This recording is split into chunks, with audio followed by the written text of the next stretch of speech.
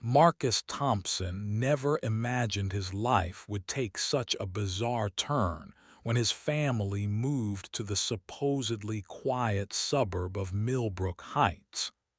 His father, a government contractor, had been deliberately vague about the relocation, mentioning only that it was for a special assignment that would benefit Marcus's education. What Marcus discovered on his first day at Millbrook Academy was beyond anything he could have conceived. The building itself looked ordinary enough from the outside: red brick, white columns, perfectly manicured lawns. But as Marcus walked through the entrance hall, he noticed something odd. Every student he passed was female, and they all had an ethereal quality that made him do double takes. Their skin seemed to shimmer slightly in the fluorescent lighting. Their eyes held depths that seemed almost otherworldly, and they moved with a grace that was too perfect to be entirely human. Principal Martinez, a stern woman with silver hair and piercing blue eyes that seemed to glow faintly, greeted Marcus in her office. "Welcome to Millbrook Academy, Marcus.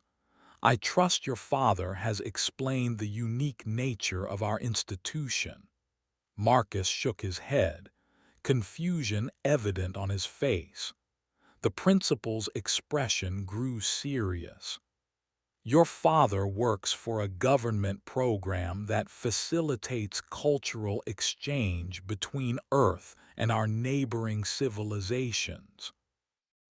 You, Marcus, are the first human male to be enrolled in our intergalactic preparatory academy."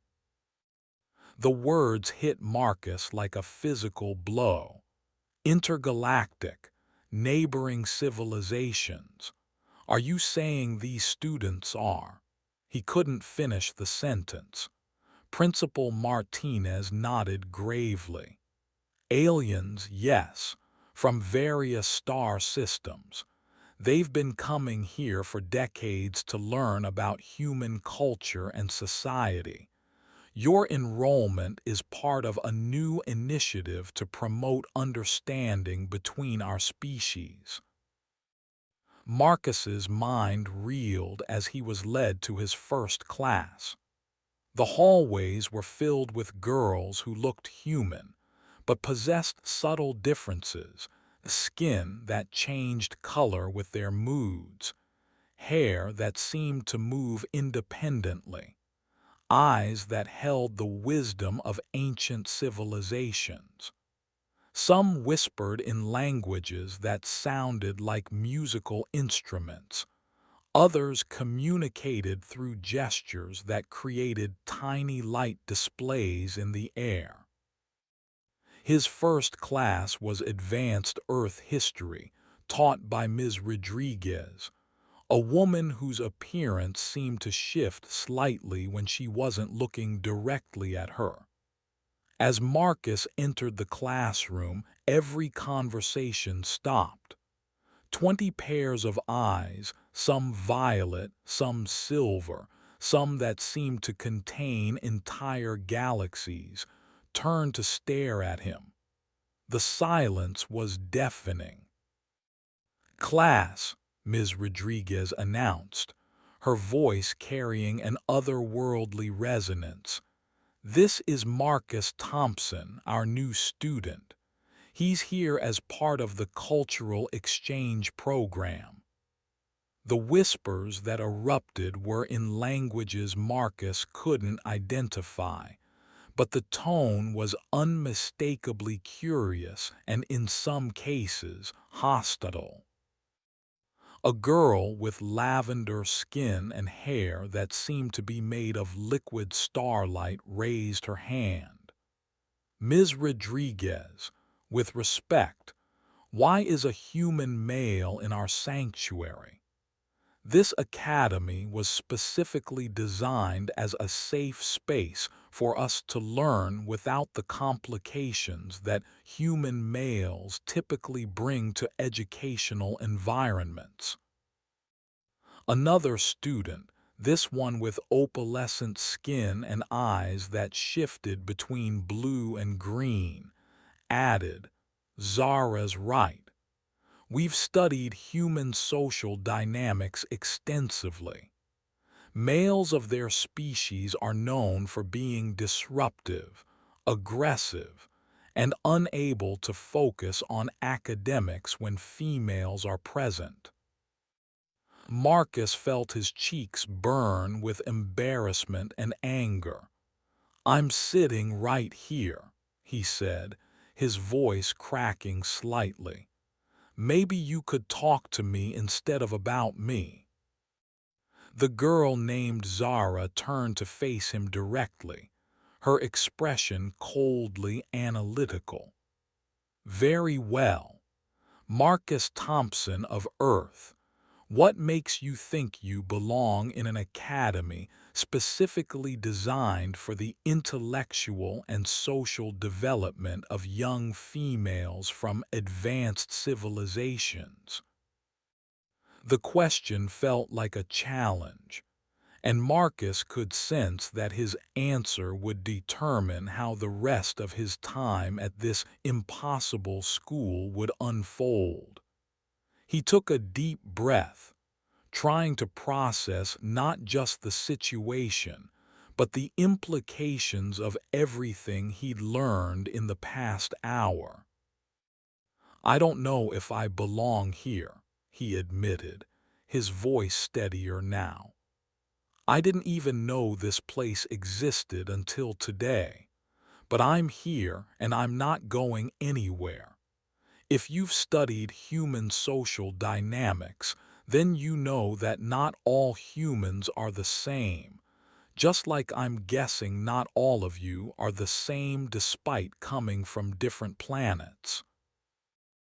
A girl with silver skin and hair that seemed to be made of actual metal laughed, a sound like wind chimes. "He has a point, Zara.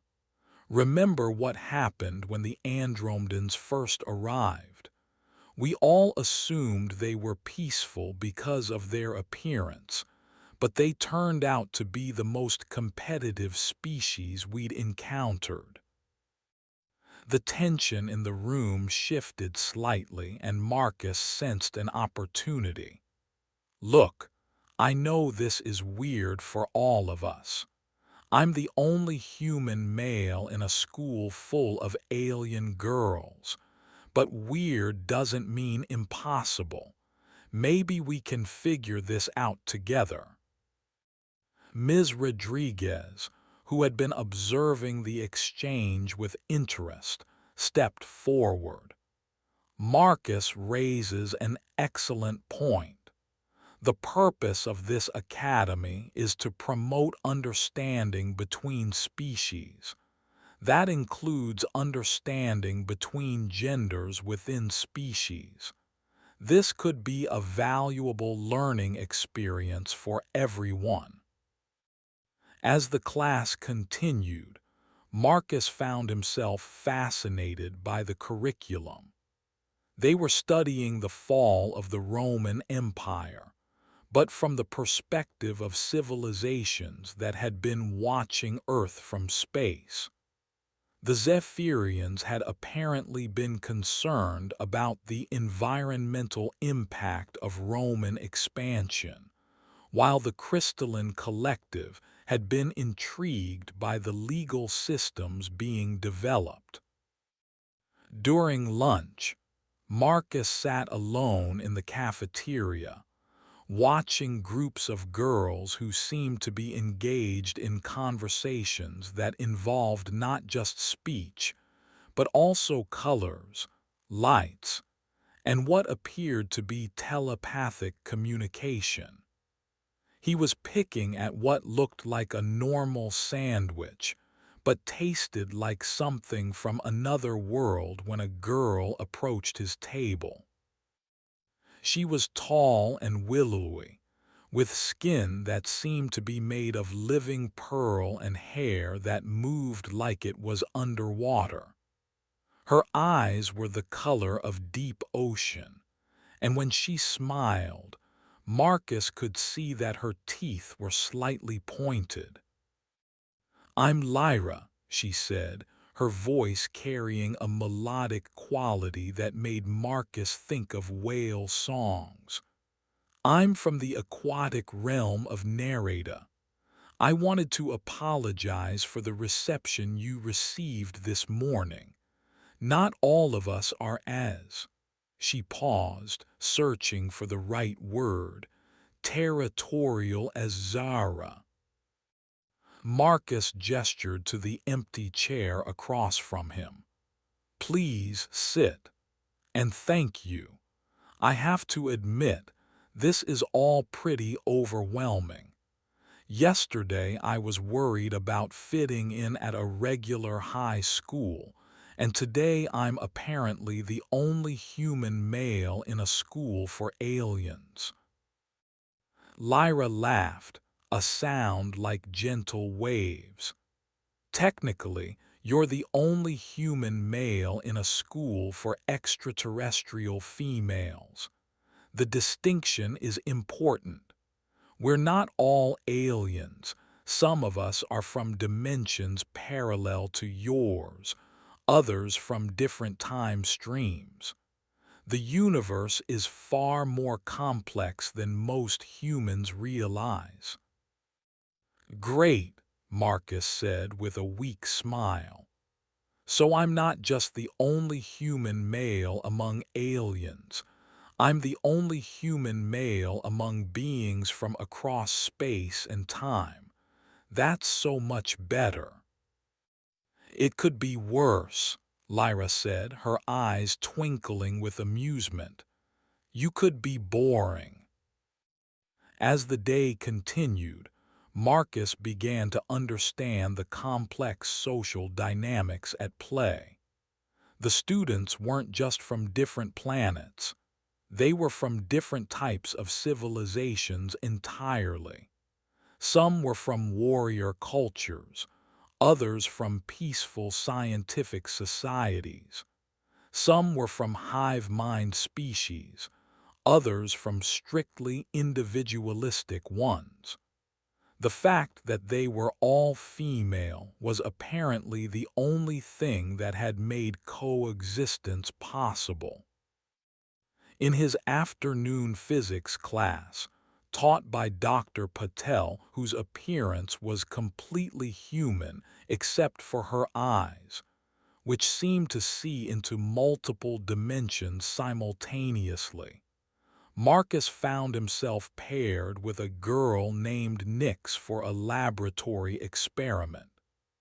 Nyx was from a shadow dimension, and her form seemed to shift between solid and translucent depending on the lighting. "So," Nyx said as they worked together to construct what appeared to be a device that could bend space-time, "what's it like being the only one of your kind here?" Marcus considered the question while carefully adjusting what looked like a crystal but hummed with energy. "Lonely, I guess, but also kind of exciting. I mean, yesterday the most exotic thing in my life was trying to decide between different types of pizza. Now I'm learning physics from someone who can apparently see into other dimensions." Nyx's form solidified as she laughed. "Dr. Patel is from a civilization that exists in 7 dimensions simultaneously. She's actually quite limited compared to her usual state of being. She has to compress herself significantly just to interact with us three-dimensional beings." The implications of this information made Marcus's head spin. "How do you all deal with this? I mean, doesn't it get overwhelming, knowing that the universe is so much bigger and more complex than anything humans have imagined. You adapt, Nick said simply. Besides, humans are far more adaptable than most species give them credit for. The fact that you're here having this conversation while building a space-time manipulator proves that. As the experiment continued, Marcus found himself genuinely enjoying the challenge. The physics being taught here was decades, possibly centuries, ahead of anything available on Earth. He was learning about concepts that human scientists could only theorize about, and he was doing it alongside beings who took interstellar travel for granted. The final class of the day was cultural integration, taught by someone who introduced herself simply as Professor Aurora. She appeared to be made entirely of light, shifting between different colors and intensities as she spoke. The classroom itself seemed to exist in a space that was larger inside than outside, with walls that showed real-time views of different planets and star systems. Today we're going to discuss the challenges of cross-species interaction, Professor Aurora announced, her voice seeming to come from everywhere at once. Marcus, as our newest student and our first human male participant, perhaps you could share your initial observations about the social dynamics you've encountered today. Marcus felt all eyes on him again, but this time the attention felt less hostile and more curious. He took a moment to collect his thoughts before speaking. I've noticed that there seems to be an assumption that human males are inherently disruptive or aggressive. I'm wondering if that's based on actual experience or just on studies of human behavior from a distance. He paused, then continued. I've also noticed that despite coming from completely different worlds and civilizations, you all seem to have found ways to coexist peacefully. That's pretty remarkable. A girl with skin that looked like living starlight raised her hand. The peaceful coexistence wasn't immediate. When the academy first opened, there were significant conflicts between species. The crystalloids and the flame dancers nearly destroyed the entire facility during what your people would call a food fight. Another student, whose appearance seemed to shift between different elemental forms, added, "The introduction of a human male into this environment represents a significant variable change. Our concerns aren't necessarily about you personally, Marcus, but about how your presence might affect the delicate balance we've achieved." Professor Aurora's form brightened, indicating what Marcus was beginning to recognize as approval. "Excellent observation, Tara. The question then becomes, how do we integrate new variables into existing systems without causing instability?" The discussion that followed was unlike anything Marcus had ever experienced. Students who had seemed intimidating or alien just hours before were now engaging in thoughtful dialogue about social dynamics, cultural integration, and the challenges of building inclusive communities across species lines.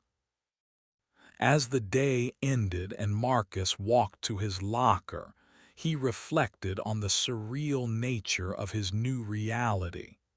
He was exhausted, overwhelmed, and more than a little scared about what tomorrow would bring. But he was also exhilarated. For the first time in his life, he was part of something that felt truly significant. The walk home gave him time to process everything he'd learned. His father was waiting for him in the kitchen, a cup of coffee in hand, and an expectant expression on his face.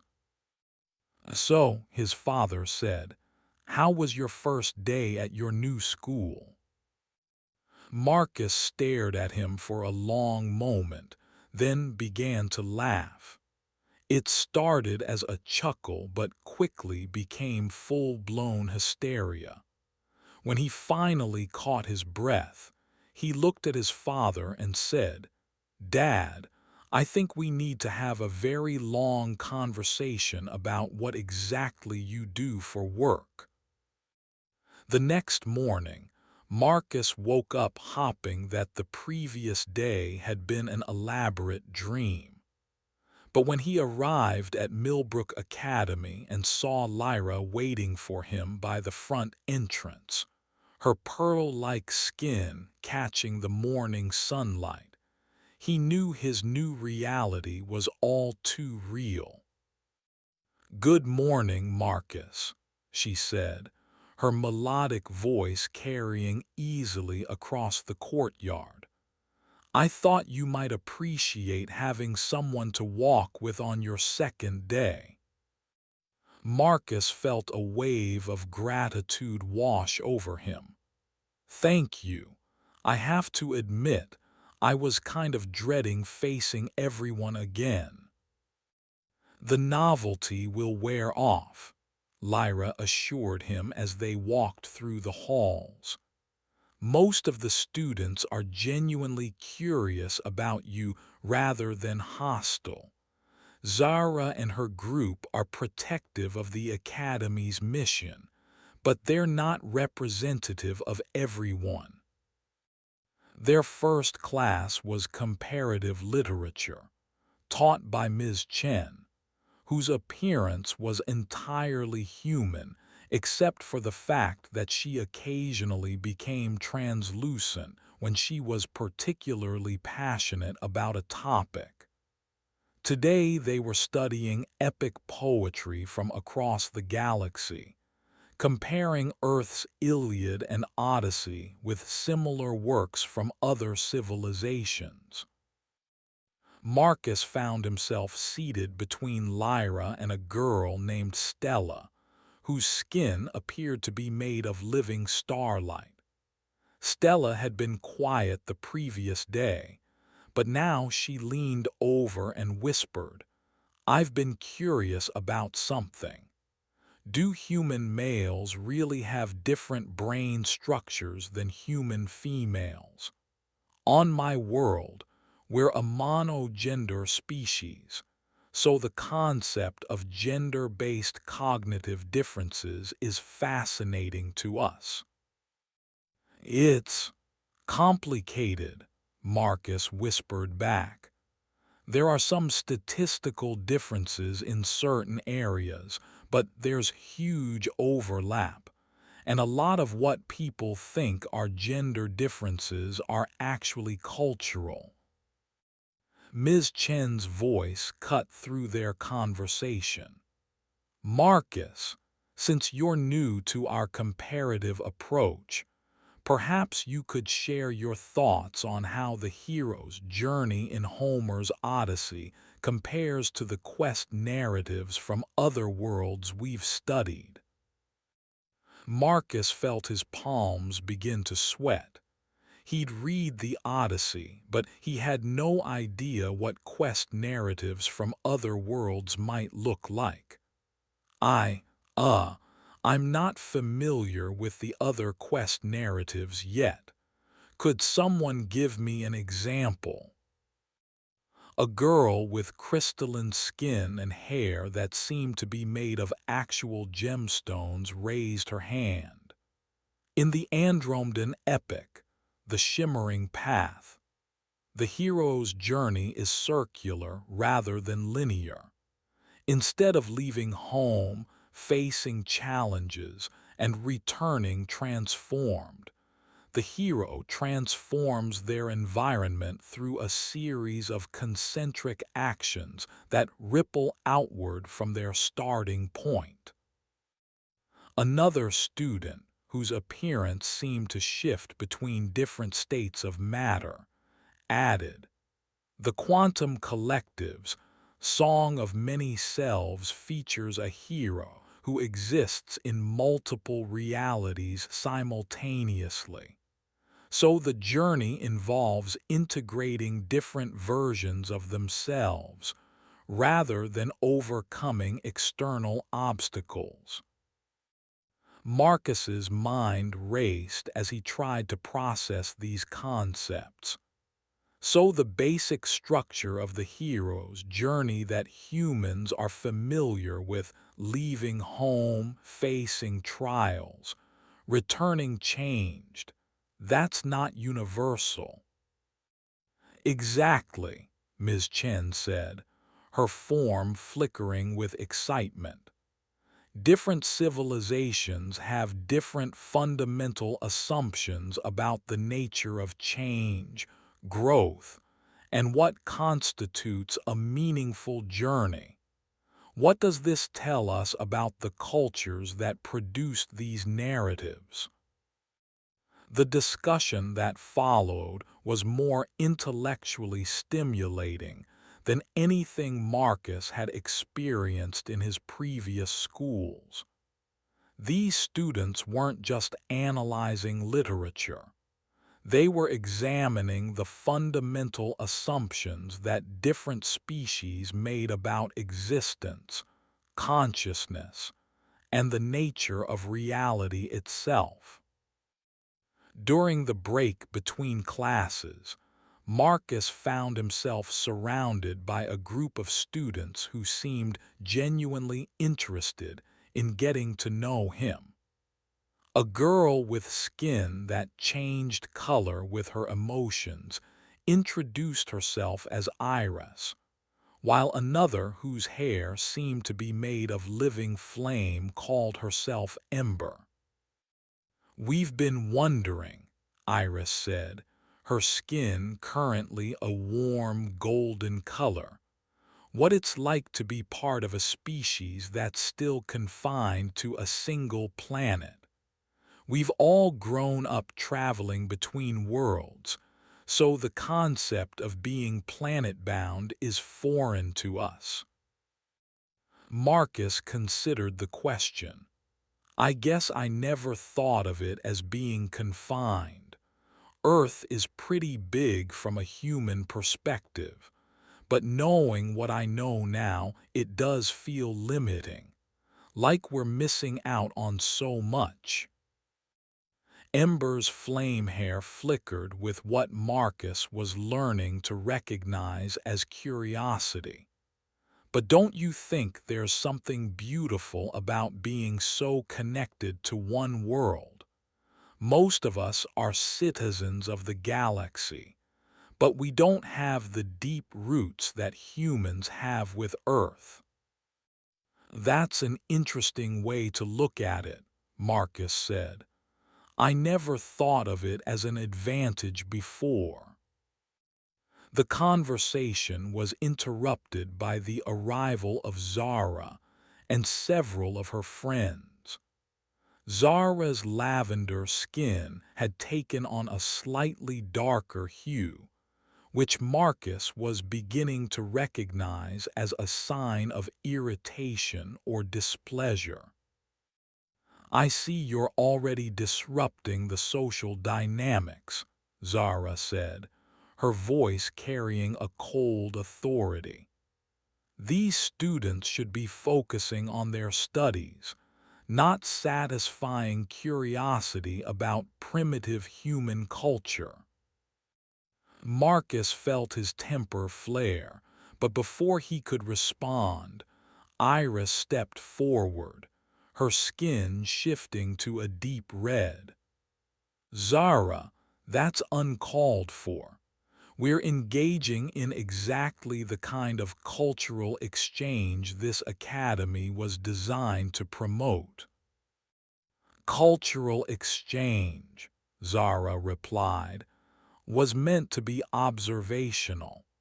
We study human culture to better understand the species, not to form personal relationships with individual humans. There's a difference between academic interest and social integration. The tension in the hallway was palpable. Other students had stopped their conversations to watch the confrontation, and Marcus could feel the weight of their attention. This felt like a crucial moment, and his response would likely determine how the rest of his time at the academy would unfold. "You're right," Marcus said, surprising everyone, including himself. There is a difference between academic interest and social integration. The question is, which one leads to better understanding? Zara's eyes narrowed. "Explain." You can study human culture from a distance and learn facts about how we behave, what we believe, how we organize our societies. That's valuable information. But if you want to understand why we behave the way we do, why we believe what we believe, you need to engage with us as individuals, not just as specimens. A girl with skin that seemed to be made of living water stepped forward.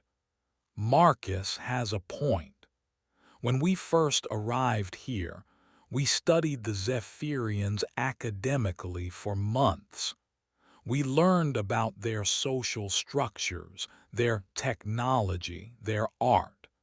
But we didn't really understand them until we started forming friendships with individual Zephyrians." Zara's expression remained skeptical. "And what makes you think that understanding individual humans will lead to better understanding of the species as a whole?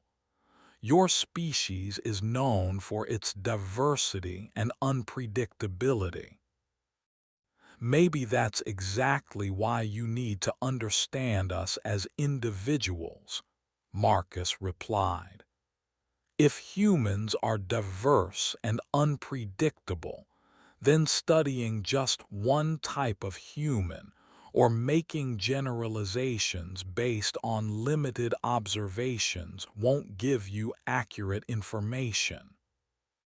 The argument was interrupted by the arrival of Principal Martinez, whose presence seemed to make the air itself feel more authoritative. "Is there a problem here?" she asked, her glowing blue eyes taking in the scene. "No problem," Zara said quickly.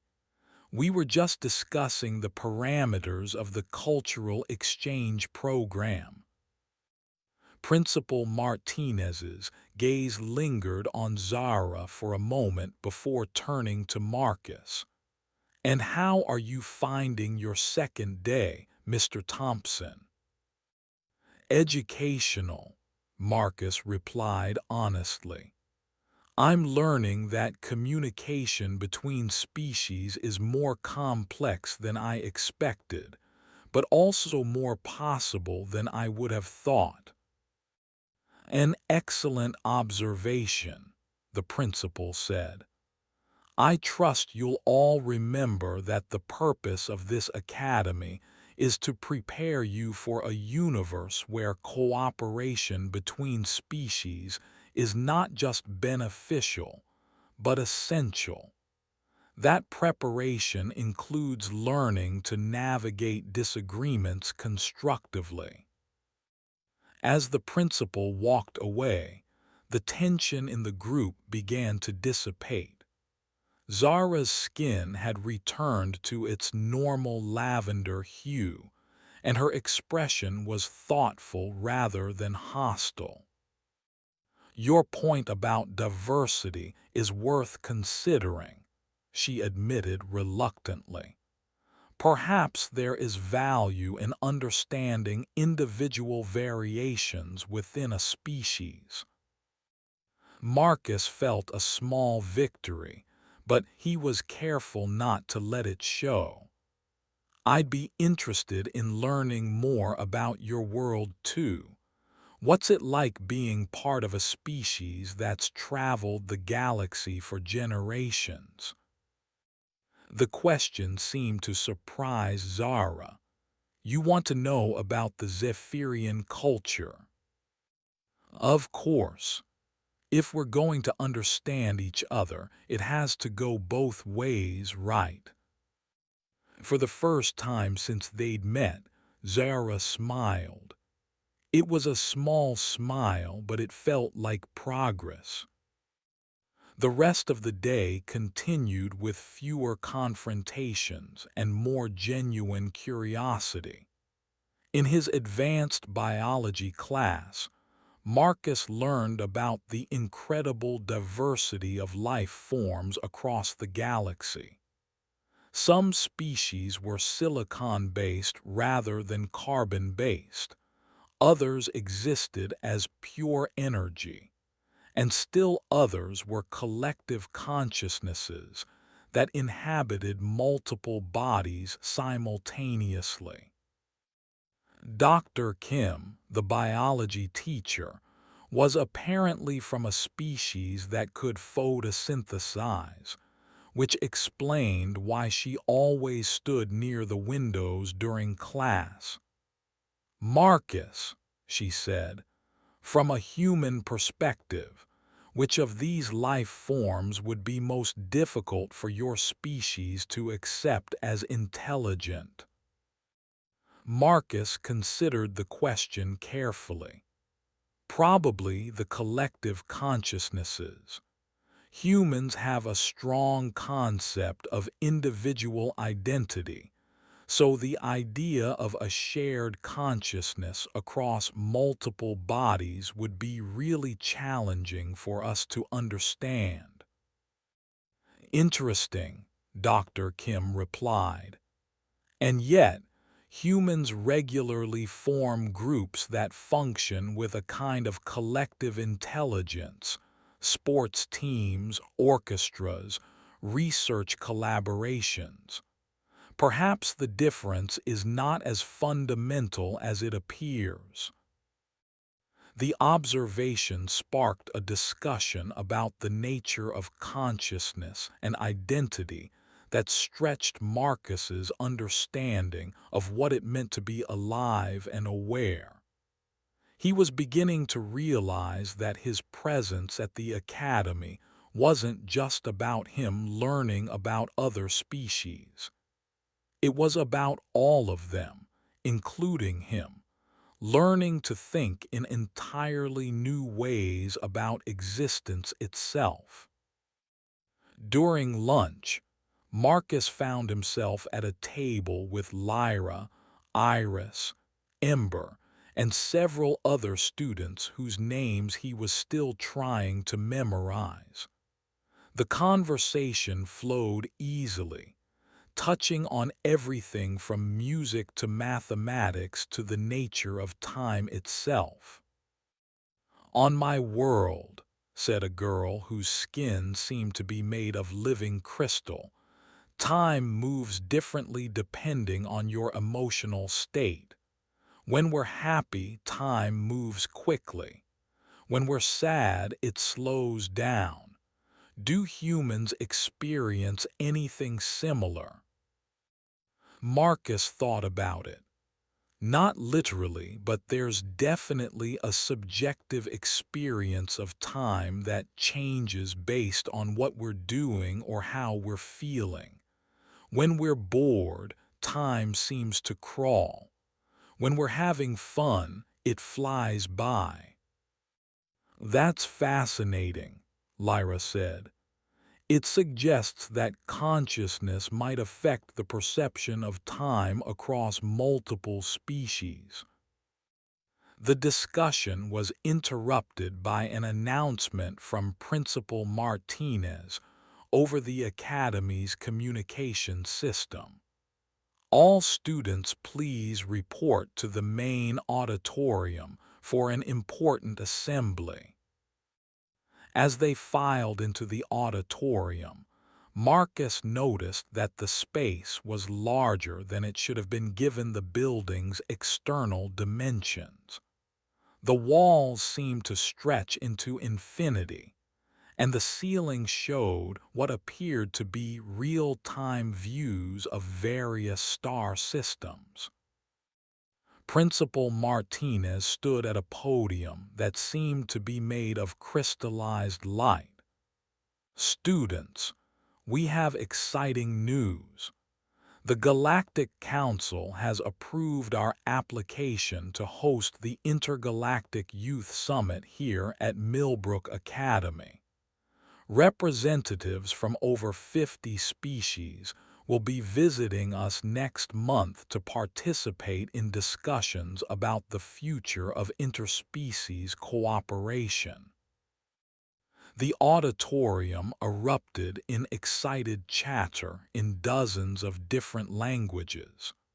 Marcus felt a thrill of anticipation mixed with terror. He was still getting used to being the only human male in a school full of alien girls, and now he was going to be part of some kind of galactic diplomatic event. Furthermore, Principal Martinez continued, each species will be asked to present on their unique contributions to galactic civilization.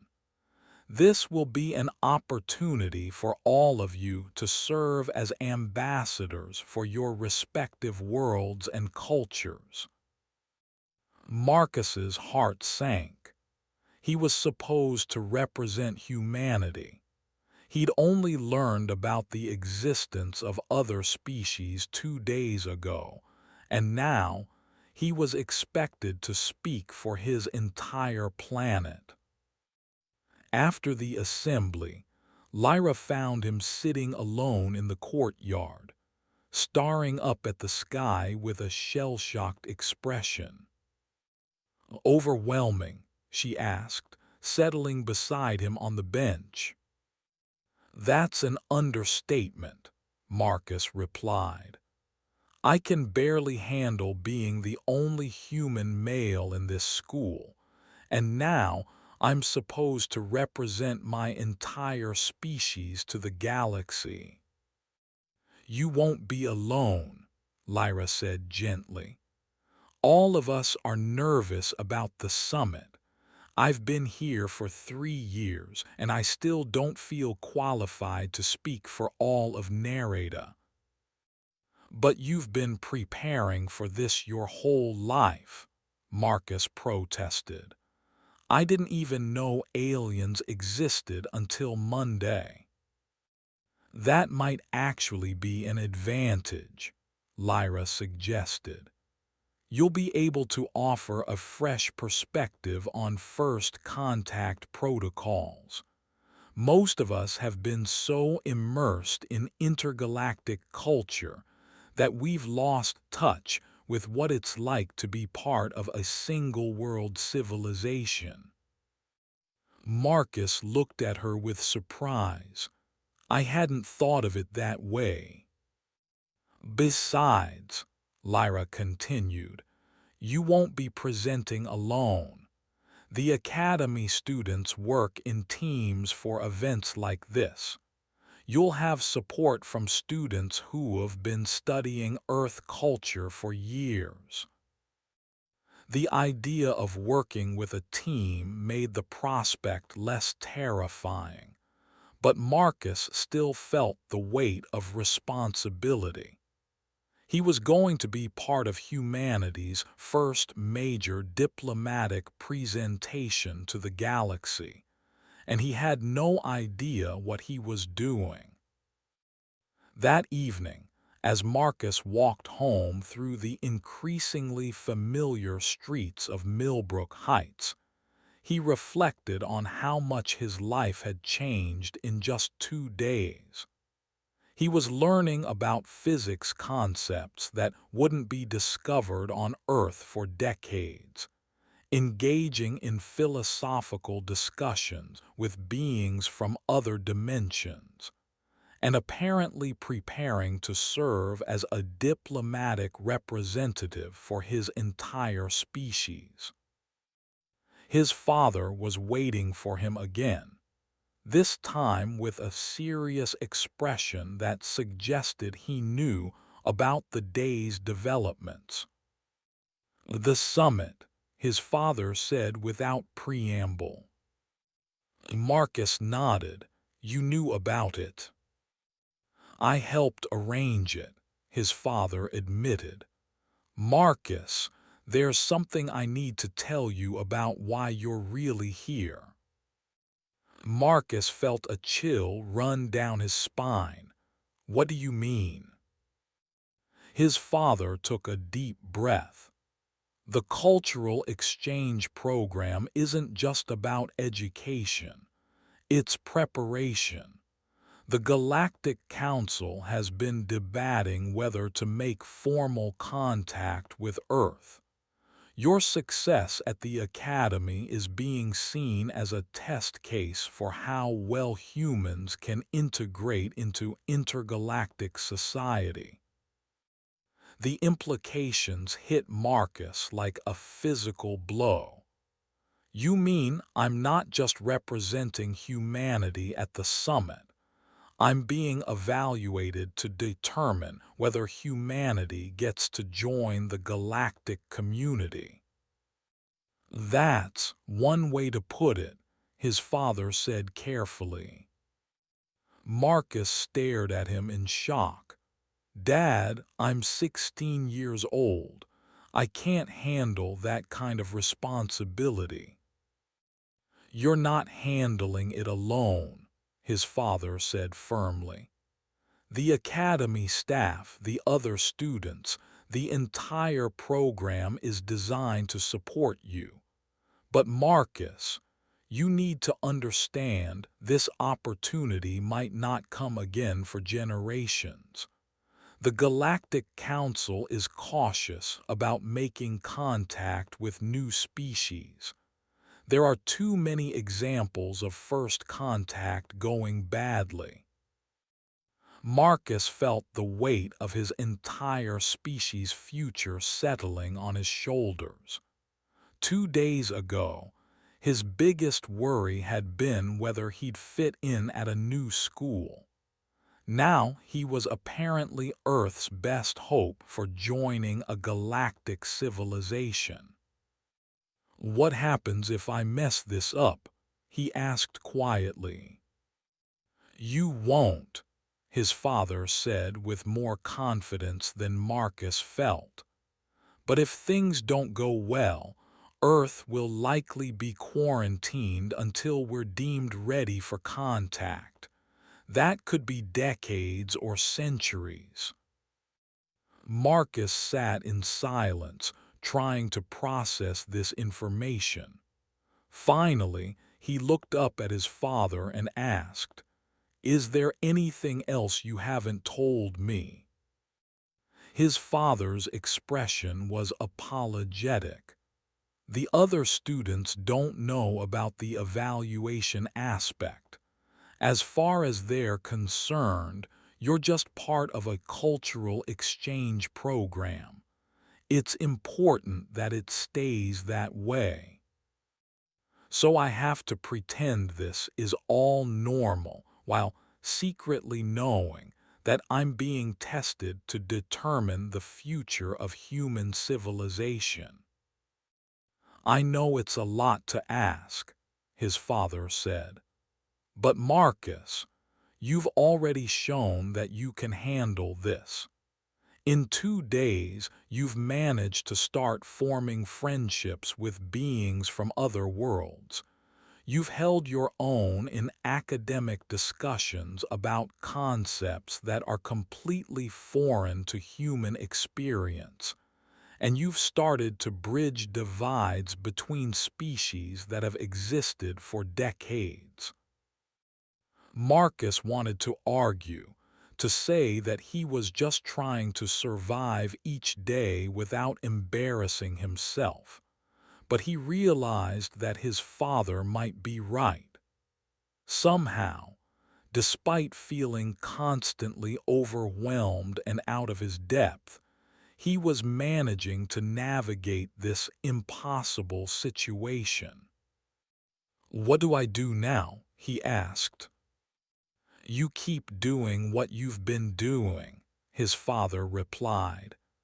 "Be yourself, be curious, be open to learning. The rest will follow." As Marcus went to bed that night, he stared at the ceiling and tried to imagine what the next month would bring. He was going to continue learning alongside beings from dozens of different worlds, preparing for a summit that would determine not just his own future, but the future of his entire species. The pressure was enormous, but as he thought about his conversations with Lyra, his debates with Zara, his growing friendships with students whose very existence challenged everything he thought he knew about the universe, he felt something unexpected: excitement. He was part of something bigger than himself, bigger than Earth, bigger than anything he could have imagined.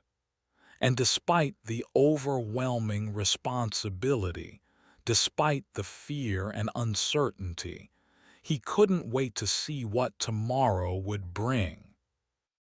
The third day at Millbrook Academy began with Marcus arriving early, hopping to spend some quiet time in the library before classes started.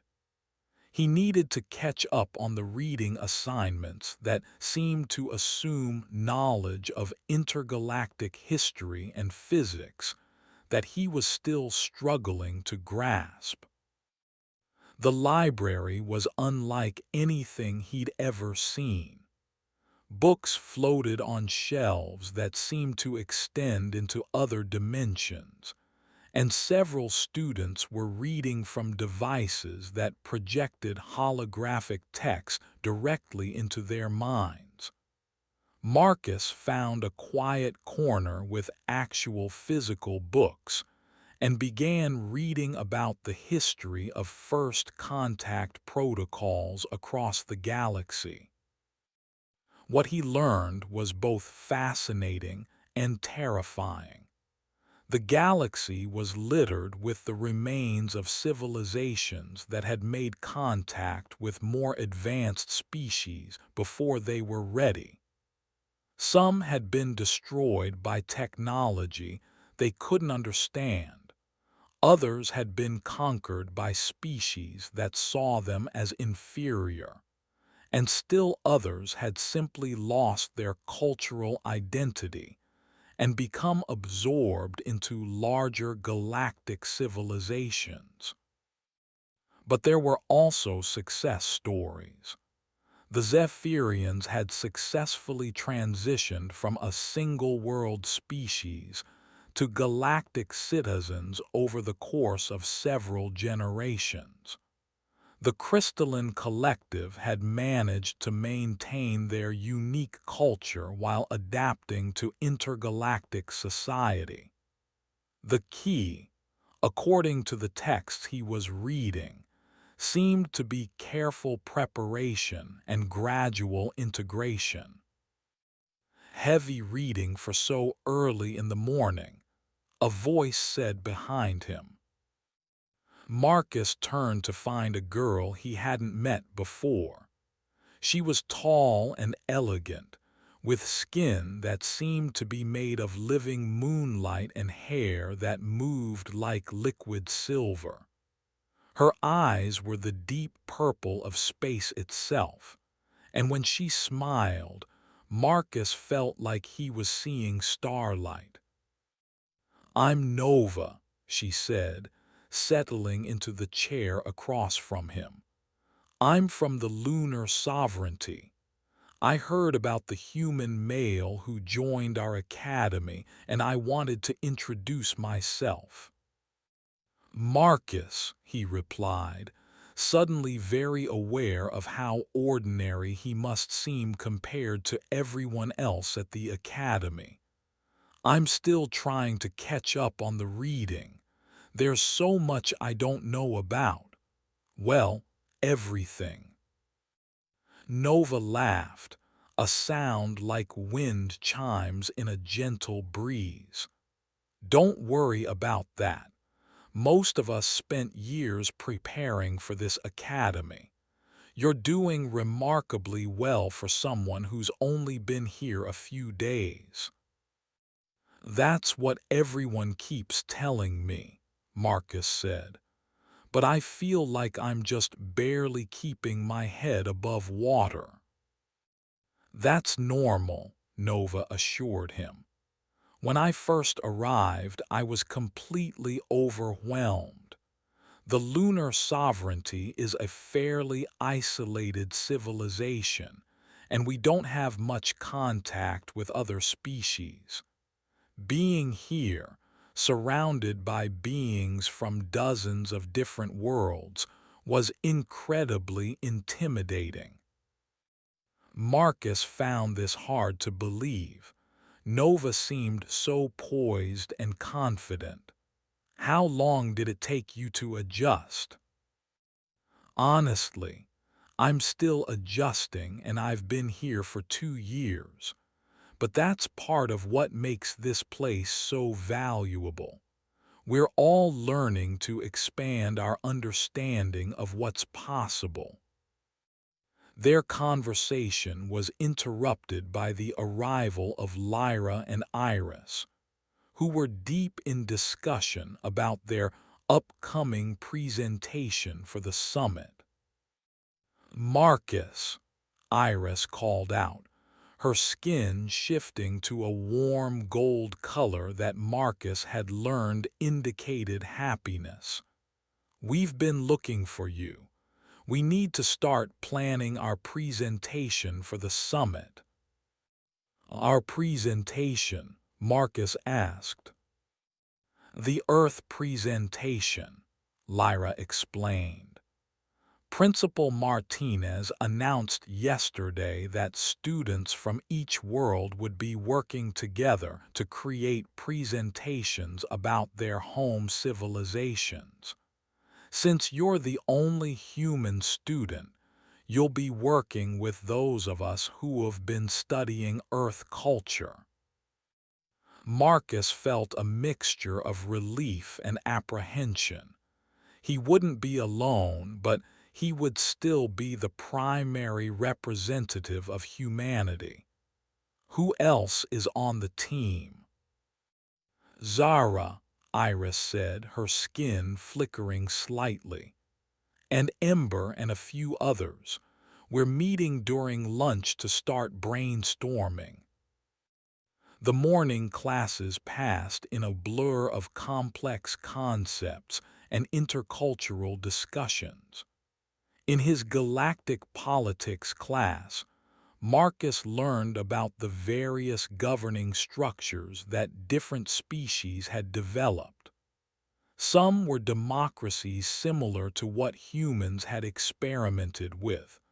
Others were based on collective consciousness, and still others were organized around principles that humans had never even considered.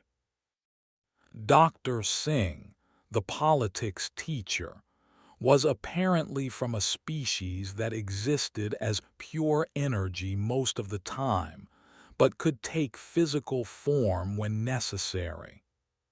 "Marcus," she said, her form flickering between translucent and solid, "what do you think would be the biggest challenge for human civilization in adapting to galactic governance structures?" Marcus considered the question carefully. "I think it would be the concept of representing not just different countries or regions, but different ways of thinking about existence itself.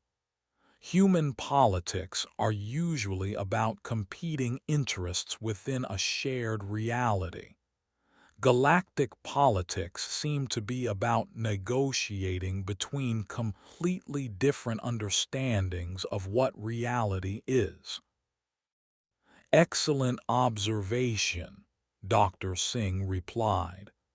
"That's exactly the kind of insight that makes first contact so delicate. Different species don't just have different opinions, they have different fundamental assumptions about the nature of existence."